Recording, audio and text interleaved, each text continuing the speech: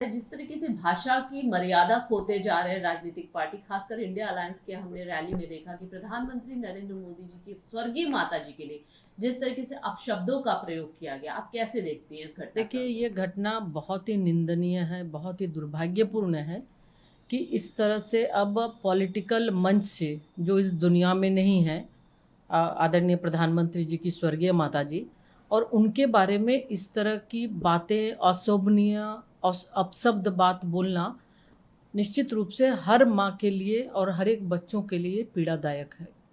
और जो घटनाएं लगातार ये जो देख रहे हैं, उसके बाद ही आप देखेंगे कि उनकी स्वर्गीय माता जी को तो गाली बके ही, उसके बाद फिर वो तुम तड़ाक पे आ गए आदरणीय प्रधानमंत्री जी पर। तो ये अपशब्द ये जाहिर करता है कि इंडी गठबंधन फ्रस्ट्रेशन में है। इंडी गठबंधन बिल्कुल ये जान चुका है कि अब उनका कहीं जगह बिहार में नहीं है, और इस तरह की घटना की निंदा करते हैं, इस तरह के भाषा के प्रयोग को का निंदा करते हैं कि ये अपशब्द बोलते हैं जो राजनीतिक, निश्चित रूप से उन्हें इस तरह के बातों पर ध्यान देना चाहिए। और ये अपशब्द जो माननीय प्रधानमंत्री जी की माता जी के बारे में बोला है, कोई भी बर्दाश्त नहीं करेगा। खास करके बिहार की माताएं बहनें तो बिल्कुल नहीं बर्दाश्त करेंगी। और आज आप देख रहे होंगे पूरे देश स्तर पर कितना आक्रोश है, लोग आक्रोश जता रहे हैं कि एक माँ का अपमान आप कैसे कर सकते हैं। तो इनके पास संस्कार है, और न ही ये संस्कार कुछ पाना चाहते हैं।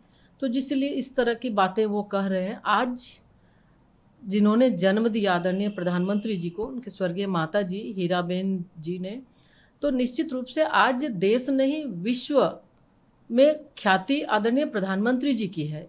और उसके बाद इस तरह के अपशब्दों का प्रयोग कतई शोभनीय नहीं है, कतई ये बर्दाश्त नहीं हो सकता है।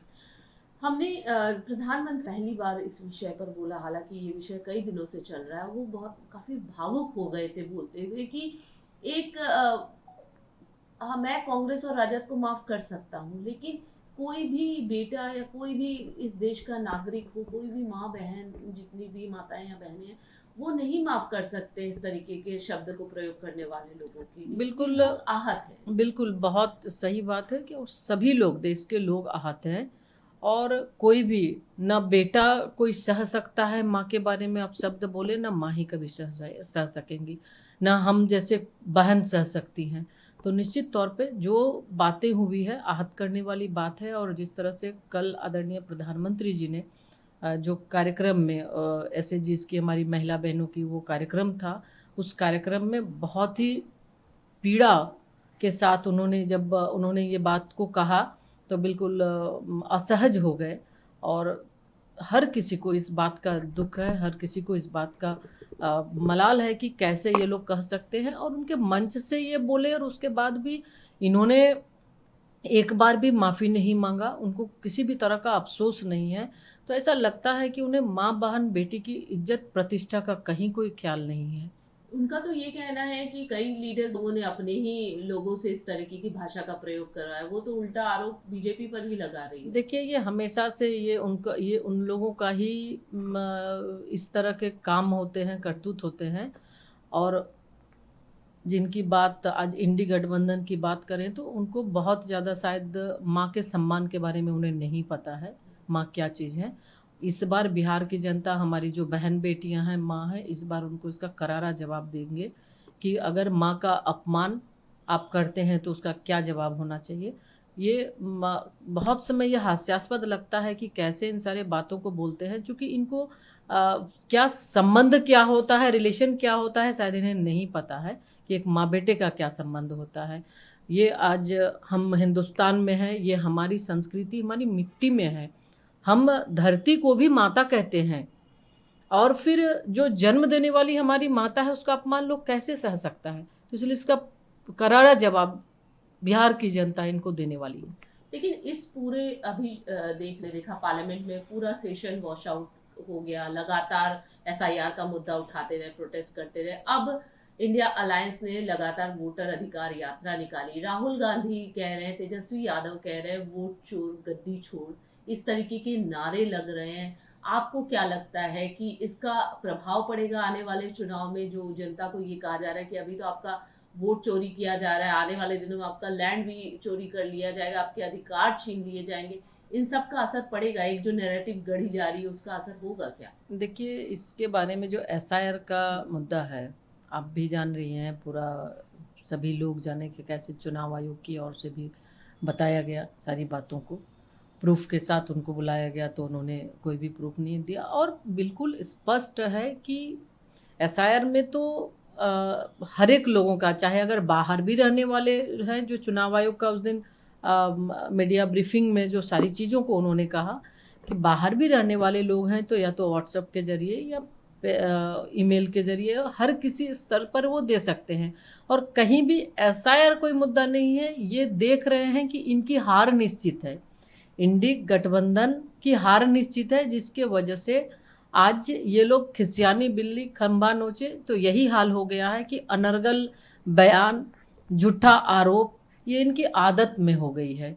तो ये बिल्कुल बिहार की जनता ये तय कर चुकी है कि आज फिर से इस बार एनडीए की सरकार बनेगी। और एनडीए की सरकार में जिस तरह से जो एक अच्छा माहौल मिला है, हर तरह से विकास के काम हुए हैं, तो झारखंड की जनता, हमारी बहन बिहार की जनता ने ये जनता तय कर चुकी है। इसलिए ये जब देखे कि जमीनी स्तर पर कहीं नहीं है, तब इस तरह से अनर्गल प्रलाप, बयानबाजी, झूठा आरोप, ये इनके आदत में शुमार है। एक अंतिम सवाल आपसे लूंगी मैम, क्योंकि आप वुमेस्टर भी हैं, महिलाओं की समस्याओं से हमेशा जुड़ी रहती है, महिलाओं के डेवलपमेंट के लिए काम करती है, लेकिन लगातार ये भी आरोप लगे कि डेवलपमेंट नहीं हुआ, कुछ नहीं हुआ। क्या आप इसको मानती हैं? और दूसरी तरफ एक और भी है कि महिलाएं जो है एक डिसिसिव भूमिका निभाती है, चाहे किसी भी चुनाव में हो, आधी आबादी का वोट जो है बहुत मैटर करता है। बिहार में आप क्या देख रही हैं? नहीं, देखिए, बिहार में भी अगर देखेंगे तो हम बिहार में 2000 का दौर भी बिहार में देखे, और उसके बाद जब झारखंड अलग हुआ, झारखंड आए, तो उस समय की स्थिति और आज में देखते हैं तो ज़मीन आसमान का अंतर है। अब महिलाएं सुरक्षित महसूस कर रही हैं, महिलाएं घर से बाहर जाकर वो अपने जो उनका काम है वो काम कर रही हैं, बेटियां स्कूल जा रही हैं। और उसके साथ साथ जिस तरह आदरणीय प्रधानमंत्री श्री नरेंद्र मोदी जी के नेतृत्व में लगातार 2014 के बाद से वुमेन डेवलपमेंट से वुमेन लेड डेवलपमेंट की ओर देश आगे बढ़ा है। और हम अगर जेंडर बजट की बात करें तो जेंडर बजट में भी अभूतपूर्व वृद्धि हुई है। अगर स्टेम क्षेत्र की बात करें तो हमारी बेटियां स्टेम में लगभग 43% से ज़्यादा स्टेम में उनकी भागीदारी हो रही है। उसके साथ साथ एसएचजीज की अगर बात करें, 10 करोड़ महिलाएं एसएचजी से जोड़कर वो आत्मनिर्भर भारत को और मजबूती प्रदान कर रही हैं। लगभग 1.5 करोड़ से ज़्यादा महिलाएं भी लखपति दीदी बन चुकी है। हम महिला बाल विकास विभाग की ओर से महिलाओं को सुरक्षित एक वातावरण देने के लिए वर्किंग वुमेन हॉस्टल की स्थापना की जा रही है।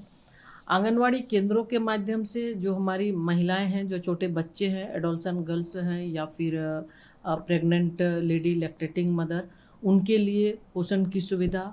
उसके साथ साथ जो छोटे बच्चे आ रहे हैं 3 से 6 साल के, पोषण और पढ़ाई साथ साथ हो, उसकी व्यवस्था हो रही है। और उसके साथ ओएससी के माध्यम से जो भी हमारी महिलाएं कहीं भी संकट में फंसी हैं तो उनको टेम्पररी 20 दिन का शेल्टर, और उसके साथ साथ वो हर तरह की सुविधाएं उनको, या लीगल सुविधाएं चाहिए या हेल्थ की चाहिए, पुलिस की चाहिए, वो हर तरह की सुविधाएं उसके माध्यम से दी जाती है। 181 जो हेल्पलाइन नंबर है उसके माध्यम से कहीं भी फ़ोन करके 24/7 ये सर्विस है, कहीं भी ये उनको सुविधाएं मिल रही है। पीएमएमबीवाई के माध्यम से हमारी जो प्रेग्नेंट लेडी हैं उनके लिए पहले फर्स्ट प्रेगनेंसी में 5,000 और दूसरी जब गर्ल चाइल्ड होती है तो उसके लिए 6,000 की व्यवस्था की जाती है। तो इस तरह से अनेकों ऐसी योजनाएं हैं जिसके माध्यम से बेटियों को आगे बढ़ाने के लिए, महिलाओं को सुरक्षित रखने के लिए लगातार 2011 के बाद आदरणीय प्रधानमंत्री जी के द्वारा काम किया जा रहा है। और पिछले बार आपने देखा जो कई दशक से नारी शक्ति वंदन अधिनियम जो कई दशक से आ नहीं रहा था, माननीय प्रधानमंत्री जी के दृढ़ इच्छा शक्ति की वजह से और महिलाओं के प्रति जो उनका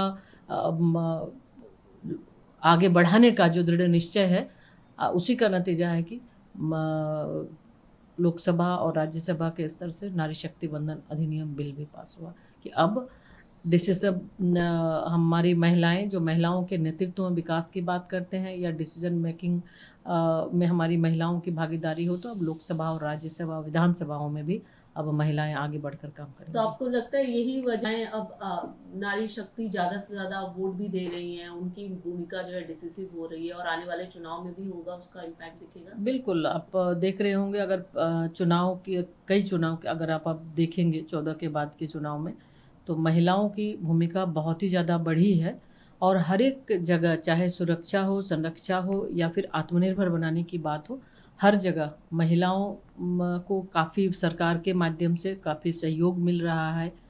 स्टार्टअप इंडिया हो, स्टैंड अप इंडिया हो, मुद्रा योजना हो, तो हर एक जगह महिलाओं को एक अच्छा माहौल मिल रहा है, वातावरण मिल रहा है और इसी का ये प्रतिफल है कि अब महिलाएं आगे बढ़कर काम कर रही है और महिलाएं जानती हैं, इस बात को महसूस कर रही है कि महिलाओं के लिए उनका भाई आदरणीय प्रधानमंत्री श्री नरेंद्र मोदी जी खड़े हैं और वो हर समय उनकी स्थिति, चाहे वो किसी भी स्थिति में हो, हर हमेशा उनके साथ, चाहे वो शिक्षा का क्षेत्र हो, रोजगार का क्षेत्र हो या सुरक्षा का क्षेत्र हो, हर हमेशा उनके लिए तैयार है।